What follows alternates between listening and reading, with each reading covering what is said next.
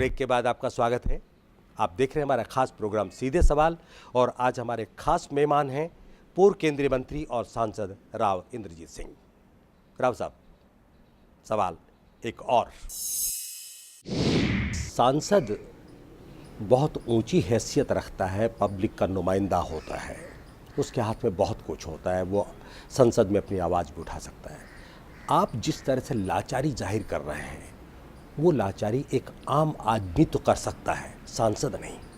देखिए, सांसद के तौर के ऊपर अगर हम आवाज़ उठाते हैं और नहीं उठाई हो तो मेरी गलती मानी जा सकती है। लेकिन अगर हमने आवाज़ उठाई है, अनेक मुद्दों के ऊपर चर्चा करी है, पार्टी के फोरम में करी है, चीफ मिनिस्टर साहब के साथ करी है और उसके उपरांत हमारे को कोई जवाब नहीं मिलता, तो चीफ मिनिस्टर को हटाने के लिए या कानून बदलने के लिए सांसद के हाथ में तो कोई कलम है नहीं। पब्लिक ही है आखिर मालिक, तो पब्लिक के पास गए। आप ये बताना चाह रहे हैं कि सांसद असहाय होता है? आज के दिन तो मैं यही महसूस करता हूँ कि हरियाणा में अंदर सांसद क्या, सारे चुने हुए नुमाइंदे आज के दिन असहाय हैं। इसका मतलब ये कि असहाय व्यक्ति को अगला चुनाव नहीं लड़ना चाहिए? नहीं, असहाय व्यक्ति को परिवर्तन लाने के लिए प्रयास करना चाहिए। तो किस तरह का प्रयास कर रहे हैं?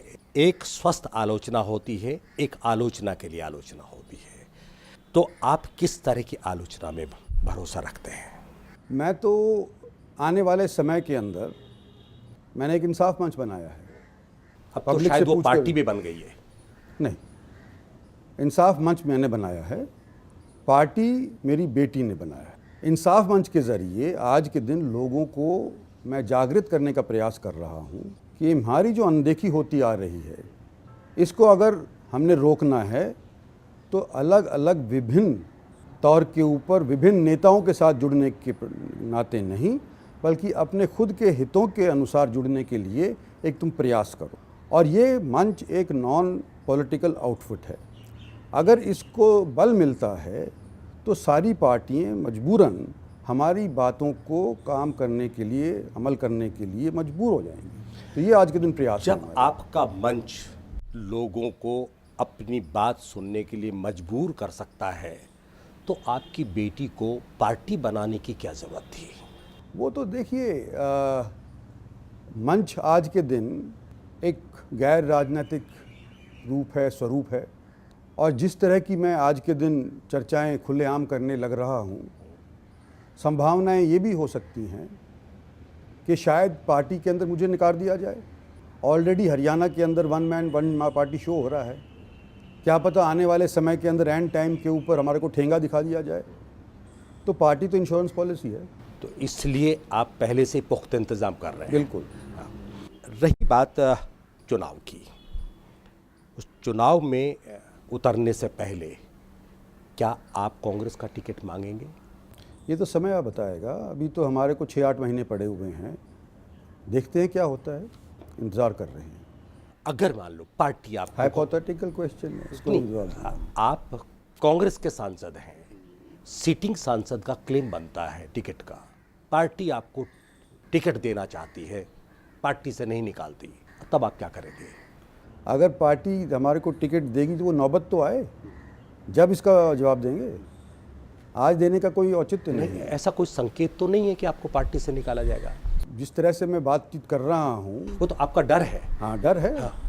तो इसका मतलब आप ये मानकर चल रहे हैं कि आप वो सारी हदें पार कर गए जिनसे पार्टी आपके खिलाफ कोई कार्रवाई कर सकती है। हरियाणा के अंदर पार्टी एक आदमी के तौर के ऊपर चल रही है, उनका प्रधान भी उनके तौर के ऊपर रबर स्टैम्प के तौर के ऊपर कार्य कर रहा है। ये सारे मौजूदा हालात देखते हुए मैंने एक इंश्योरेंस पॉलिसी ली है, तो मैं समझता हूँ कि मेरी तरफ से एक पॉलिटिकल वाइज डिसीजन है, या मेरी बेटी की तरफ से अगर ली गई है तो पॉलिटिकली वाइज डिसीजन है। और बाकी पार्टी क्या करेगी क्या नहीं करेगी, समय जब आएगा उसके अनुसार हम रिएक्ट करेंगे। आपने अभी अध्यक्ष की बात कही, आप भी एक समय था जब अध्यक्ष पद की रेस में थे। आज दरवाजे बंद हो गए हैं, आपका नाम दूर दूर तक भी चर्चा में नहीं है। अध्यक्ष आपको क्यों नहीं बनाया? ये तो पार्टी जाने, मुझे क्या मालूम इस चीज़ का। ये तो सवाल शायद पार्टी हाईकमांड से पूछें तो बेहतर आपको जवाब मिलता। जब आप अध्यक्ष पद की रेस में थे तो बहुत दिनों तक आप चुप भी रहे, आपने कोई कमेंट नहीं किया, ना पार्टी पर ना सरकार पर। तो क्या ये अध्यक्ष बनने के लिए आपकी रणनीति थी या कोई और वजह थी? अध्यक्ष की रेस में तो था ही नहीं। मैं तो पार्टी का आप मुख्यमंत्री की रेस में थे? उसकी भी रेस के में नहीं। अच्छा, उसमें भी रेस थी। मैं तो अपने लोगों की हिफाजत की रेस में हूँ, आज भी और पहले भी था। हिफाजत करना मेरा फ़र्ज़ है, लोगों ने मुझे चुना है और वो रेस मेरी जारी रहेगी किसी भी सूरत के अंदर, चाहे मैं कहीं पर भी हूँ। मैं तो यूँ कह रहा हूँ कि जब मैं रेस के अंदर आपके तौर के ऊपर गिना जाता था तो अखबारों में मेरी चर्चा होती थी, क्योंकि हरियाणा में सबसे सीनियर मोस्ट आज के दिन मैं अपने आप को कांग्रेसी मानता हूँ। हम और हमारी पार्टी सन 77 के चुनाव के 78 बाद 77 में मैं एमएलए बना था पहली बार। और विशाल 78 हरियाणा में मर्ज पार्टी हुई थी पार्टी। इंदिरा जी आई थी, 78 के अंदर रेवाड़ी आई थी, 23 सितंबर के दिन आई थी। हमारे पास कांग्रेस से ज़्यादा एमएलए थे। इंदिरा जी ने याद मांगी कि भाई आज के दिन हमारे को भाइयों की सहयोग की आवश्यकता है, हमारी मदद करो। तो हमारे पिताजी ने हमारी पार्टी कांग्रेस पार्टी में जोड़ दी। सन 77 के अंदर जब लोग डूबती हुई किश्ती को जैसे चूहा छोड़ता है, उस तौर के ऊपर कांग्रेस ही छोड़ने लग रहे थे पार्टी को। उसके बाद भी कई लोगों ने कांग्रेस ही छोड़ी, कोई नंदी तिवारी की कांग्रेस में चला गया, कोई किसी में चला गया। हम तो एक डिसिप्लिन सिपाही के तौर के अंदर कांग्रेस पार्टी के अंदर डटे रहे, आज भी कांग्रेस के सांसद हैं। लेकिन अगर आपके पिताजी ने 98 में कांग्रेस क्यों छोड़ दी थी? उस टाइम के ऊपर शायद पार्टी के जो मुख्य रूप से प्रमुख नेतागण थे उनसे नहीं पट पाई, छोड़ दी। इसका मतलब ये है कि आपकी विचारधारा, आपके पिताजी की विचारधारा अलग अलग थी। मेरी विचारधारा तो ये थी कि किसी न किसी टाइम के ऊपर अगर यहाँ का कोई व्यक्ति दक्षिणी हरियाणा का सत्तासीन होता है, मुख्य रूप से हमारी यहाँ की जो मांगे हैं उनको अमली जामा पहनाया जा सकता है।